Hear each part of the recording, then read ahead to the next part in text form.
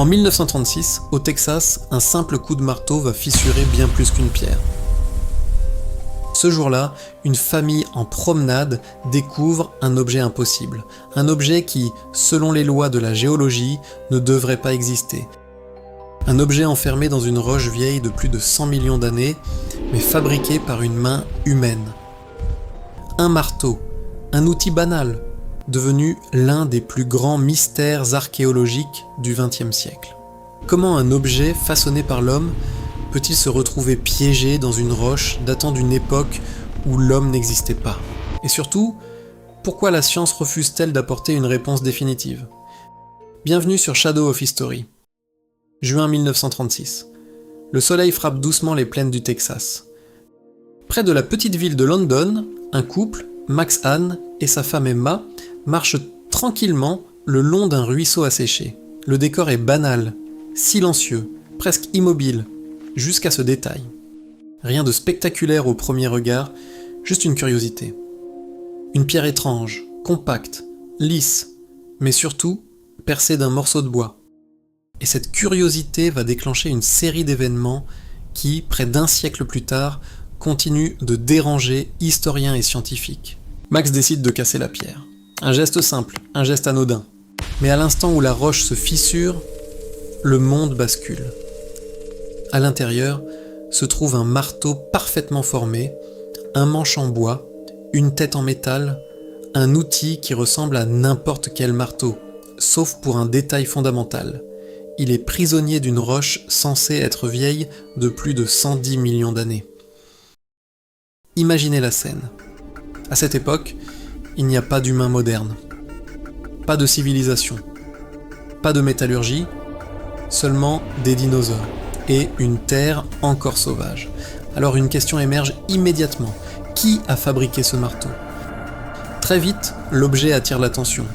Pas des grandes institutions scientifiques, mais d'un autre groupe. Les chercheurs indépendants, les amateurs d'énigmes, les passionnés de ce que l'on appelle les hot parts, des objets hors de leur temps. Et ce marteau va devenir l'un des exemples les plus célèbres. Mais avant de tirer des conclusions, il faut comprendre ce que disent réellement les faits. Le marteau mesure environ 15 cm. Sa tête est en fer, mais pas n'importe quel fer, un fer d'une pureté inhabituelle. Les analyses réalisées des décennies plus tard révèlent une composition étonnante. 96,6% de fer, 2,6% de chlore, moins d'1% de soufre et surtout aucune trace de carbone. Or, dans la métallurgie moderne, produire du fer sans carbone est extrêmement difficile. Presque impossible dans des conditions industrielles classiques. Pourquoi est-ce si important? Parce que cela suggère une technique de fabrication différente, inconnue ou oubliée. Autre détail troublant, le marteau ne rouille pas. Malgré son exposition à l'air pendant des décennies, malgré les entailles réalisées pour les tests, le métal reste intact, comme protégé, comme s'il avait été conçu pour résister au temps lui-même. Ce phénomène rappelle un autre objet célèbre, le pilier de fer de Delhi, un artefact vieux de plus de 1600 ans, qui ne rouille presque pas. Coïncidence? Ou indice d'une connaissance ancienne que nous ne comprenons pas encore? Mais ce n'est pas tout. Le manche en bois du marteau présente des signes de transformation. Certaines parties semblent carbonisées, d'autres partiellement pétrifiées, un processus qui normalement nécessite des conditions très spécifiques de pression, de chaleur et surtout de temps. Beaucoup de temps. Alors comment expliquer cela? C'est ici qu'intervient un homme, Carl Bogg. Dans les années 1980, il acquiert le marteau, et il décide de le placer au cœur d'une théorie controversée. Selon lui, cet objet ne peut pas être récent. Il affirme que le marteau est antérieur au déluge biblique, qu'il appartient à une civilisation ancienne, disparue. Une civilisation qui maîtrisait déjà le travail du métal. Une civilisation dont nous n'avons plus aucune trace officielle. Une hypothèse fascinante, mais aussi extrêmement critiquée. Car du côté de la science académique, une autre explication émerge, plus simple, plus rationnelle, mais pas forcément plus satisfaisante. Selon plusieurs géologues, la roche entourant le marteau n'est pas forcément aussi ancienne qu'elle en a l'air. Ils avancent le concept de concrétion, un phénomène naturel. Dans certaines conditions, des minéraux dissous dans l'eau peuvent se déposer autour d'un objet, progressivement, jusqu'à former une structure dure semblable à une roche.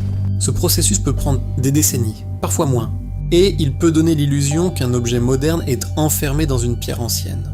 Autrement dit, le marteau pourrait être un simple outil du 19e siècle, perdu par un ouvrier, puis lentement recouvert par des dépôts minéraux. Une explication logique, mais qui laisse encore des zones d'ombre, car si c'est le cas, pourquoi la composition du métal est-elle si inhabituelle ? Pourquoi ne correspond-elle pas aux standards industriels connus de l'époque ? Pourquoi le manche présente-t-il des signes de transformation avancés ? Et surtout, pourquoi aucun modèle identique n'a été clairement identifié dans les archives historiques ? C'est ici que le doute s'installe, un doute persistant, un doute inconfortable. Et si ce marteau n'était ni moderne, ni explicable par les modèles actuels ? Si ce dossier vous intrigue, abonnez-vous à Shadow of History pour découvrir les prochains secrets du passé. Revenons à cette question. Et si cet objet était réellement ancien ? Pas quelques centaines d'années, mais des millions. Les implications seraient vertigineuses. Cela signifierait que l'histoire humaine est profondément incomplète, que des civilisations ont pu exister bien avant les premières traces officielles, qu'elles ont pu atteindre un niveau technologique suffisant pour produire des outils métalliques, puis disparaître, sans laisser de traces. Ou presque. Ce n'est pas une idée nouvelle. Plusieurs théories évoquent des cycles de civilisation, des périodes où l'humanité prospère, puis s'effondre, suite à des catastrophes naturelles, des impacts, des changements climatiques extrêmes. Chaque cycle effaçant le précédent, ne laissant derrière lui que quelques artefacts isolés, comme ce marteau. D'autres hypothèses vont encore plus loin.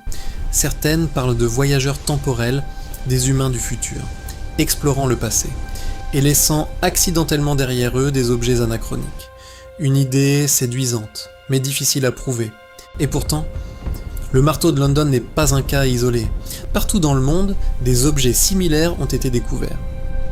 Des clous incrustés dans des roches anciennes. Des sphères métalliques trouvées dans des mines sud-africaines.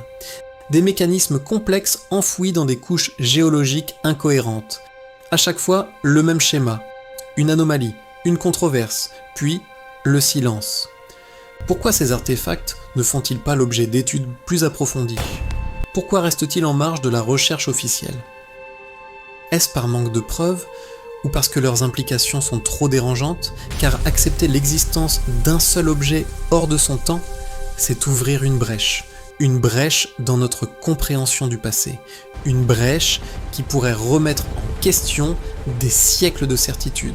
Le marteau de London devient alors plus qu'un simple objet, il devient un symbole, le symbole d'un conflit entre deux visions du monde, une vision stable, structurée, basée sur des preuves solides, et une autre, plus incertaine, plus troublante, mais aussi plus ouverte.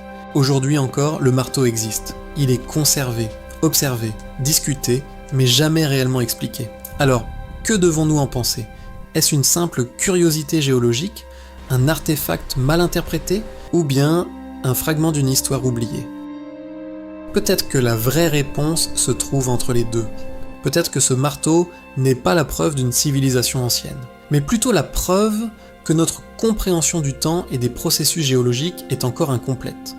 Ou peut-être que certaines vérités sont simplement trop complexes pour être acceptées immédiatement. Et vous, si vous aviez ce marteau entre les mains, quelle conclusion en tireriez-vous ? Objet banal ou message venu du passé ? Le marteau de London restera sans doute une énigme, un objet suspendu entre science et mystère, entre certitude et doute. Mais parfois, ce ne sont pas les réponses qui font avancer l'histoire, ce sont les questions. Si cette vidéo vous a plu, abonnez-vous à la chaîne pour explorer l'histoire autrement. Likez et partagez-la avec un ami passionné de mystère.